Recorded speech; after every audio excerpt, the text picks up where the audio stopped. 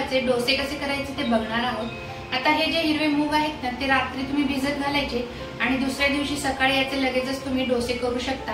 अतिशय पौष्टिक असे हे डोसे होतात। याला आपल्याला आंबवण्याची काही गरज नसते। दुसऱ्या दिवशी सकाळी तुम्ही लगेच वाटून याचे डोसे बनवू शकता। चला तर मग हे हिरव्या मुगाचे डोसे कसे करायचे ते आपण बघूया।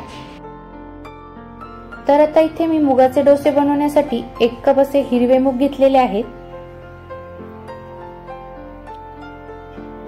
आणि आता त्यामध्ये आपल्याला 1/4 कप तांदूळ घालायचे आहेत आणि 2-3 वेळा आपल्याला हे स्वच्छ असे धुवून घ्यायचे।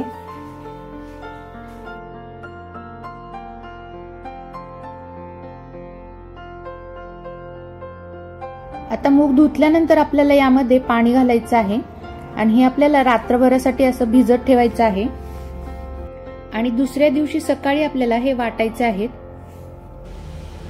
आता दुसऱ्या दिवशी आपण सकाळी झाकण उघडून बघूया। हे बघा, हे मूग असे छान भिजले गेलेले आहेत।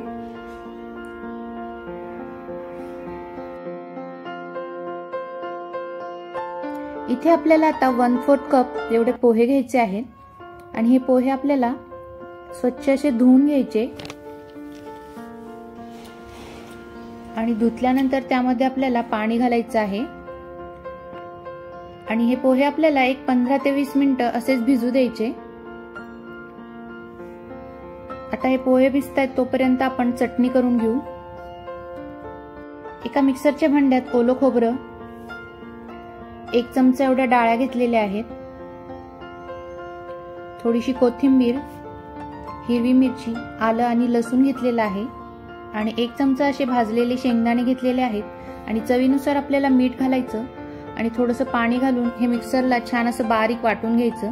इथे आपली डोश्यासोबत खाण्यासाठी चटणी तयार आहे।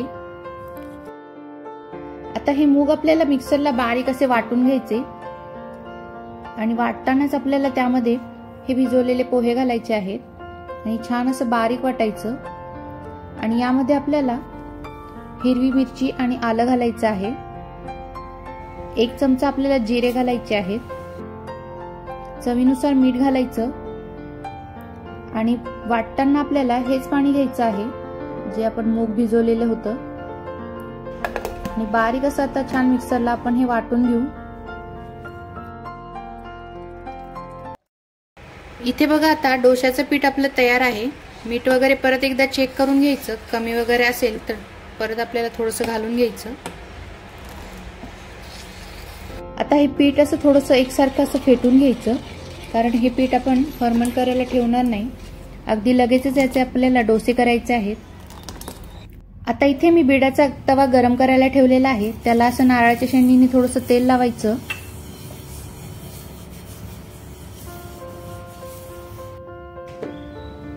आणि नेहमीप्रमाणे आपण डोसे करतो अगदी त्याचप्रमाणे हे डोसे आपल्याला घालून घ्यायचे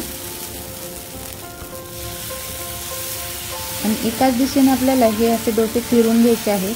छान असा पातळ डोसा करून घ्यायचा म्हणजे छान असा कुरकुरीत हा डोसा होतो आणि अगदी जाळीदार देखील हे डोसे होतात। आता यावरती आपल्याला थोडंसं तूप घालायचं, तुमच्या आवडीप्रमाणे तुम्ही तूप किंवा तेल काहीही घालू शकता। साइडने देखील आपल्याला असं थोडंसं तूप सोडायचं। आता हे बघा, कडा अशा सुटायला लागलेल्या आहेत आणि डोसा बघा अगदी सहज उलटला जातो, कुठेही हा डोसा खाली चिकटत नाही आणि छान असा जाळीदार असा डोसा झालेला आहे।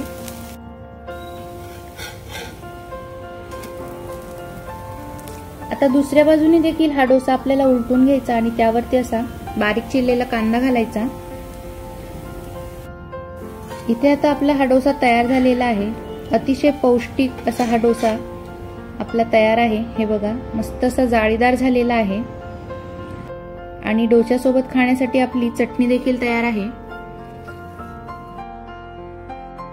इथे बघा, आता एकदा आपण तेल लावलं ना की दुसऱ्या वेळेस आपल्याला परत जास्ती असं तेल लावावं लागत नाही। आता एकदा हा बिडाचा तवा तापला की छान असे पटपट डोसे होतात। आता दुसरा देखील डोसा मी घालून दाखवते।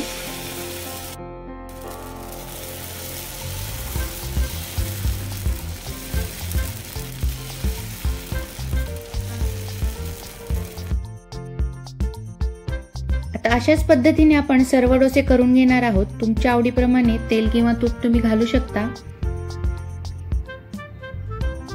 हे बघा, दुसरा देखील डोसा आपला छान असा कुरकुरीत झालेला आहे। अतिशय पौष्टिक असे हे मुगाचे डोसे तुम्ही देखील नक्की करून बघा।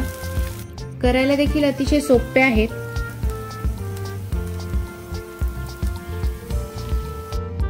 इथे आता आपले सर्व मुगाचे डोसे तयार आहेत आणि त्यासोबत खाण्यासाठी चटणी देखील तयार आहे।